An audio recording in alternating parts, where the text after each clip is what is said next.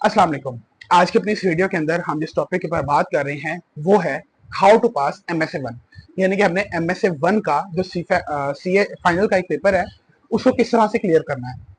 सबसे पहले मैं ये डिस्क्लेमर देता चलूं कि जो एमएसए वन का एग्जाम है इसके लिए आपको क्लासेस लेने की एक्सप्लिसिटली इस तरह से जरूरत नहीं है। यानी कि ये एक ऐसा एग्जाम है जो आप सेल्फ स्टडी पे भी पास कर सकते हो। और ये बात इतने कॉन्फिडेंटली मैं इसलिए कह रहा हूँ क्योंकि मैंने इस एग्जाम को सेल्फ स्टडी के ऊपर ही पास किया था, मैंने इसकी कोई भी क्लासेस नहीं ली थी।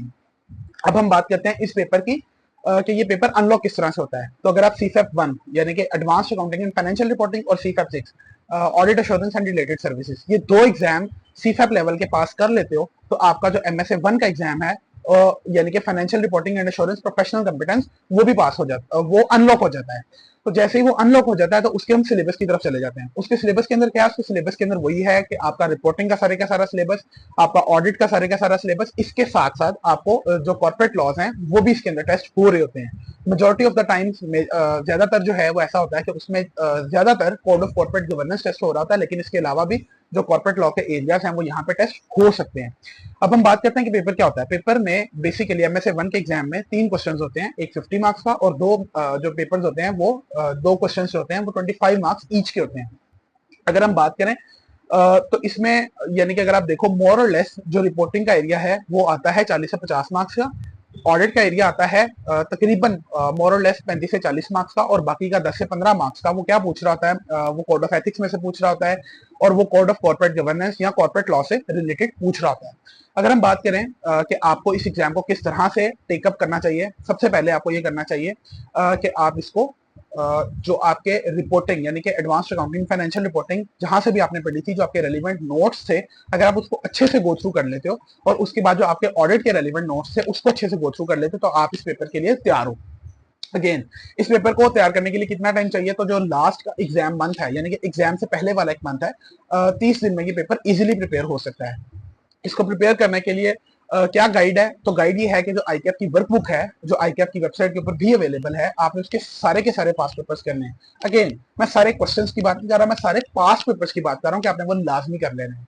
अच्छा, आईकैप के सारे पास पेपर कर लेने से क्या बंदा पास हो जाता है और क्या जरूरी है कि आप आईसीएईडब्ल्यू के भी जो पास पेपर्स हैं उनको अटेम्प्ट करो? क्योंकि बहुत से लोग आईसीएईडब्ल्यू के पास पेपर्स भी अटेम्प्ट कर रहे होते हैं एमएसए वन की प्रिपरेशन के लिए।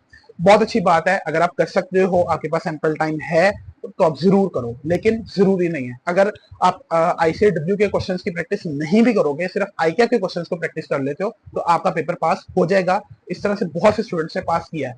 हाँ, लेकिन आईसीएडब्ल्यू के क्वेश्चंस को प्रैक्टिस करने का आपको ये फायदा होगा कि आपको आपकी तैयारी थोड़ी बेहतर हो जाएगी। अब बात करते हैं कि इसके अंदर क्वेश्चंस किस तरह से आते हैं। तो जो क्वेश्चन नंबर 1 है उसके अंदर बेसिकली क्या होता है कि आपको 50 मार्क्स का क्वेश्चन होता है और उसके अंदर एक लंबा चौड़ा सिनारियो दिया जाता है और उस सिनारियो से रिलेटेड आपसे डिफरेंट बातें भी पूछी जाती हैं। मतलब आपको कहा जाएगा कि मोस्टली आपसे कहा जा रहा होगा कि जी आप इसके जो फाइनेंशियल्स हैं उसके अंदर क्या इशू है, इसकी जो कंसोलिडेशन है उसको जरा देख लें, वो ठीक है नहीं है, उसमें क्या इश्यूज हैं, अगर इश्यूज हैं तो आउटलाइन कर दें। मतलब इस तरह से आपको पूरे का पूरे एक प्रोफेशनल लेवल का ये एग्जाम है। इसके अंदर कोड ऑफ एथिक्स भी टेस्ट हो रहा होता है तो आपने अच्छे से उसको भी रिवाइज करके जाना है। अगर मैं बात करूं तो इसके अंदर जो चीजें हैं मोर और लेस वो इतनी डेप्थ में टेस्टिंग नहीं होती जितनी डेप्थ में रिपोर्टिंग या ऑडिट के इंडिविजुअल एग्जाम्स में जाती है। तो अगर आपने बहुत अच्छे से रिपोर्टिंग और ऑडिट का नॉलेज लिया हुआ है तो ये पेपर आपको बहुत ज्यादा तंग नहीं करने वाला। इसमें ज्यादातर जो अप्रोच होती थी पहले वो ये होती थी आईकैप की कि वो थियोरेटिकल क्वेश्चंस नहीं थियोरेटिकल क्वेश्चंस पूछ रहा होता था और जो कैलकुलेशंस बेस्ड हैं वो कम आ रहे होते थे।